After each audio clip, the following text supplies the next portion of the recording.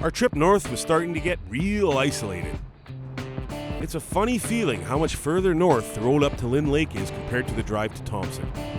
Traffic drops off, the road becomes way narrower. Man, this is going to be good. For most of the drive up, it was Jay in the Suburban and me in the Snowdrifter. So we just hit 1,000 kilometers on the trip meter here, and we've just rolled through the town of Leaf Rapids. Harking back to the boom towns of the Wild West, Leaf Rapids went from nothing to a major center within the 2 years following the discovery of zinc and copper in 1969. In order to avoid the mistakes made in previous northern resource communities, the Manitoba government took an active role in helping to design and build the infrastructure of this new northern outpost.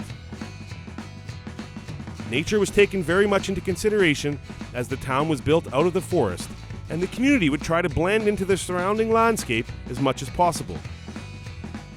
A central complex would house the majority of the needs of the community, from restaurants to social programs to health needs. Each outing home would be built with this central complex as its hub.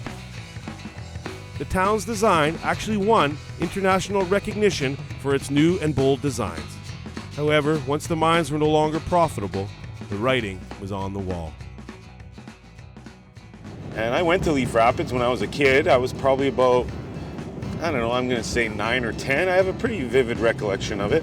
My mom had a boyfriend named Brian, who had a buddy out here in Leaf Rapids, and we drove out. I remember Brian disconnected the speedometer on like a white AMC rental car so that he would have to pay the mileage for the rental, and wound up getting himself a pretty nasty speeding ticket, so that was pretty funny. And we visited his friend, this Dale Seddon guy, and he was some kind of an addictions counselor or a counselor for the mine maybe, and he was a real nice guy. I remember him being kind of a hippie, and I remember sleeping in his living room on like a bearskin rug and that, so that was a pretty fond memory of the north. And now we just drove through Leaf Rapids, and it had left such a long-lasting impact on my mind, and we drove through there now, and I don't know, in a way it was kind of a little bit sad because I remembered it sort of being this vibrant, exciting place, and just as we drove through there now, it looked kind of a little bit run down, and there wasn't a whole heck of a lot going on. I mean,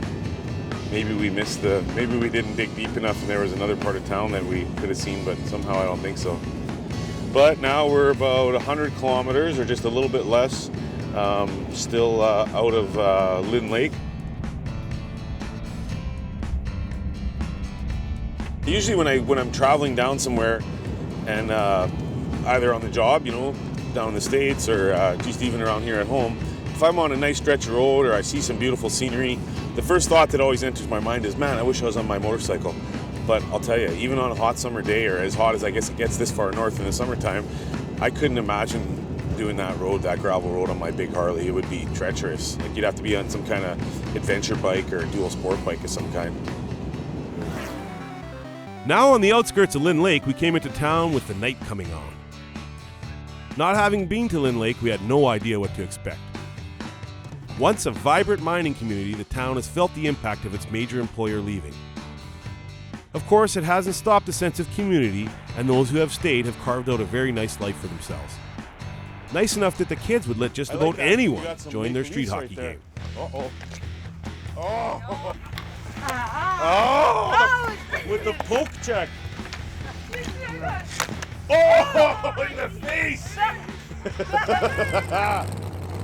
After trying to knock out the goalie while playing a little bit of shinny, we grabbed some shut-eye and then got up the next morning to go and meet the mayor of Lynn Lake. All right, hanging out here with James Lindsay, the mayor of Lynn Lake. Nice to meet you, Willie. Awesome, man. Nice to meet you, sir. So we're kind of shocked here. We come all this way up to the north, and we find horses here. What's the deal with that? They're my wife's. She had them down south when I met her, and when she moved up here, she was kind of convincing me to move back down south, and I said, well, why don't we just move the horses up here? So we found a nice little spot. It used to be a dump for the cottage owners out of Big Burge Lake, and we built up the fence and built the barn, hauled them up, and hauling feed ever since. And you got the only horses out here? Furthest north horses in northern Manitoba. In Manitoba. In Manitoba? In Manitoba. Dude. So Churchill, there's no horses? There's 2 little Shetland ponies in Those Churchill. aren't horses. They aren't. No, you got the real deal here. We got the real deal. So where can you ride these guys around here?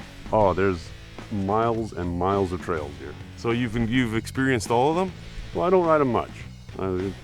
I'm the fence builder, I'm the barn builder, I'm the guy who feeds them hauls of water. Right on, cool. Okay, so you are the mayor of Lynn Lake, I am all right? the mayor. So first off, I'm just going to grill you on some information about the town itself, all right? Okay. Is it the town of Lynn Lake? It is That's the the town official of Lynn name? Lake. Okay. The town And of how many Lynn Lake. people live here? We think there's about 700 people here. And how large was it at one time? This place used to have between 3,500 and 4,000 people Wow. when the mines were running. So when was it at its peak? Peak would have been early 1980s. Really, eh? 82, So what happened? When did it all go sideways and everybody move out? The mines started pulling out in the late 1980s. And where was that mine? Oh, there was one right in town. Yeah. There's another one out of Fox Lake, about 50 kilometers out towards Flin Flon. So they were providing that many jobs? Like there was a couple thousand jobs at that mine? It was a thriving community. Yeah, we had mines all around. We had a crusher, we had the mill, we had a gold smelter. Sherritt Gordon was big in this town. So you get a lot of people still reminiscing about those days? Oh yes. The great thing about Lynn Lake is they haven't forgotten their roots. All around town are relics and evidence of a place carved from the wilds of the north for the purpose of mining the resources. These beautiful machines mark a passing of time and of the commodity that first attracted the mining companies here in the first place. They stand as sentinels, watching over a town that has seen so many of her citizens leave, but is now also seeing new ones arrive. My name is Larissa Bodds, and I've been in town since November. I am the CAO of the town of Lynn Lake. So many friendly people from work to where I live. Everybody's like lends a helping hand and really personable. They come, they introduce me to everything that's going on in the community. They invite me everywhere. Today was my first time watching dog sled races. So I had that, and last night at the social they had all jigging kind of contests and moose calling contests.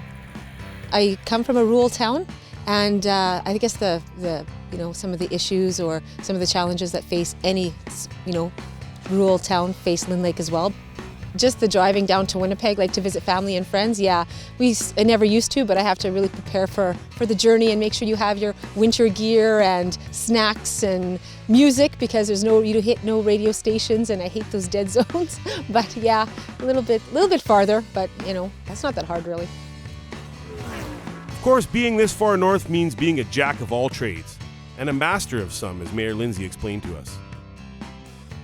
Okay, so now the mayor is not a full-time job, right? No. So you're also a teacher. I'm also Where a teacher. at the high school here? I teach high school technology and humanities courses. at So Westland High math School. and science, or Geography, social studies, all the computer stuff. yeah, cool, right on. I also hear you're the volunteer fireman here. I am a captain with the volunteer fire department. Wow, I've that's been excellent. doing that for the last 6 years. Okay. So you're a busy guy then. Oh yeah. What does it cost Really? to fly from here back to Winnipeg? Or It's expensive. It's got to be somewhere in the neighborhood of $1,400 one Wow. way.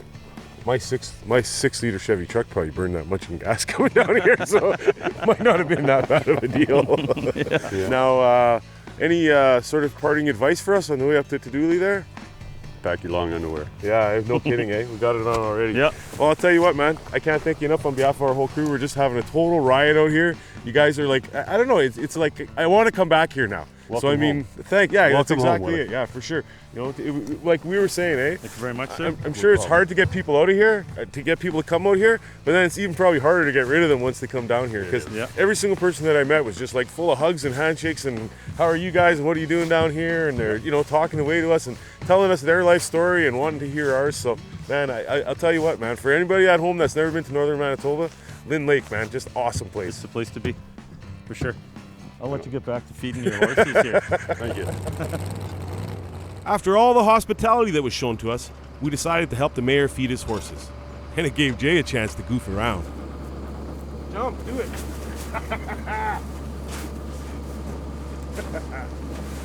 Sit on that. to roll on you. Hey, it's gonna roll and kill you. See It's gonna roll and kill you. Get off of there. Nope. I can just see the shot under the screen now, J-Man. R.I.P. It's in memory of this episode. This episode is in memory of Jay McLeod. And you kids, don't try this at home, all right? My Jack's brother here will do it. Hey, get off it. It's rolling. Get off it. It's rolling. Woo-hoo! Go backwards. You're gonna hit your head on that sign. Watch the sign. Oh yeah, eh? Oh, the limbo. Hey guys, how you doing? Bringing some food for you.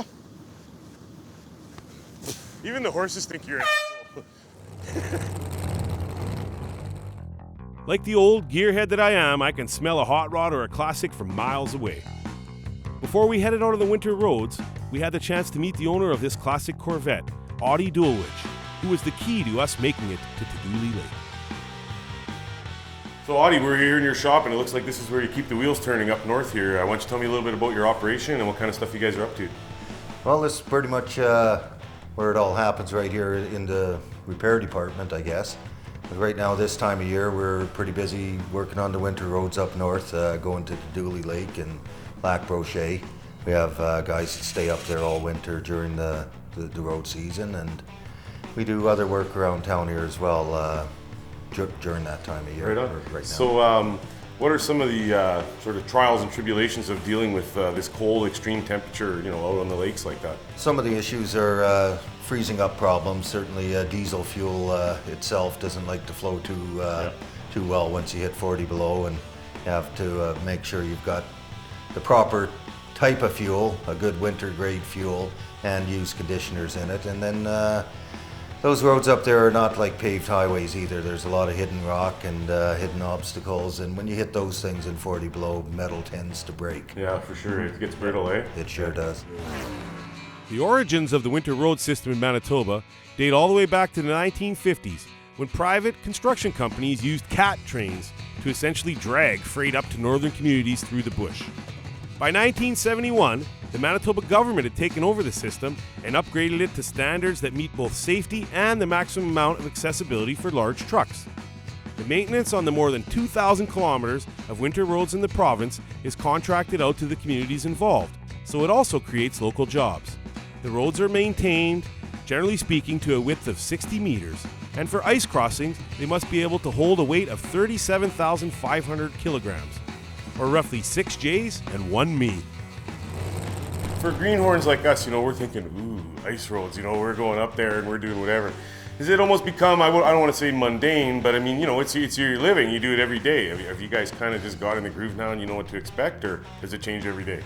Well, every day and every year, it's certainly a little bit different. It's depending on snow conditions and weather conditions. The amount of frost in the swamps can vary. Creeks can all of a sudden just pop out from the middle of nowhere and flood the road overnight. From day to day, it can change quite drastically. So we always try to plan for good communications. Make sure somebody always knows where the next guy is. Communications. There's something for you. Do you have a sat phone that we could rent from you? Because like a satellite phone, you mean? Yeah, satellite phone we could rent from you. Because we totally overlooked that, and as we're coming up here, my phone's not working anymore. And the CB radios don't go that far, eh? Yeah. No, they don't. And I certainly do have a spare satellite phone. That's excellent. So while we're here, we're supposed to be handy guys, eh? So I thought maybe I'd get my brother to do a little work for you here. Get to work. Think you can do some van damage with that? Oh yeah. So obviously, everything you're doing here is a little more heavy duty. It's big truck stuff, right? Yeah, big trucks and heavy equipment. It seems like everything up in Lynn Lake is a little tougher, a little heavier. Is that kind of? How about this tire here? Well, that's the way we build it up. Right on. How about this tire here? Is this from your pickup truck or? Don't drop it on yourself. That's from the kid's truck. So I'll tell you what, we were a little nervous in the service about this whole thing, but Audie, I can't thank you enough, man, for giving us some advice and giving us a tour of the shop there. Yeah. I feel a lot less nervous about the whole experience. And I understand you're going down there tomorrow and you're leaving at about noon. Okay, well, we're leaving at about 10 o'clock, so if you find our whole circus on the side of the road, I'm sure you'll give us a hand up there, We'll too. give you a hand. I'll be We'll right be behind sure you. to take you up on that sat phone offer before we leave. Yeah, right on. I'll go pick it up right Cool, now. awesome, Thank my you, sir. friend. Excellent. Thank you. One final night of sleep and it was back on the road the next morning. From Lynn Lake to the point where you hit the actual winter roads is about 50 kilometers. Honestly, it's 50 kilometers of tight, winding road that is definitely not for the faint of heart. But it's the only way to get to the winter roads. We came this far, there's no turning back now. Following what can best be described as an absolutely epic night in the northern town known as Lynn Lake, we are now about to embark on the journey that I suspect will be the journey of our lifetimes. If you look right here, we are about to enter into the Winter Road in northern Manitoba, the furthest northern point to WILLY'S Lake on the Winter Road, narrow, winding roadway. Slippery surface, sharp curves and hills, drive with extreme care. Now, extreme care, my friend, is the exact opposite of how you live your life, okay? So you need to slow it down and have, what do you have to do? Extreme what? Extreme care, extreme caution. Do you think you have it in you to be extremely careful and cautious? I think I can pull this off. I think you can too. And I'll tell you what, we are a little bit concerned. We have heard conflicting reports. We have heard anywhere from 10 to 100 hours that's going to take us to make this trip.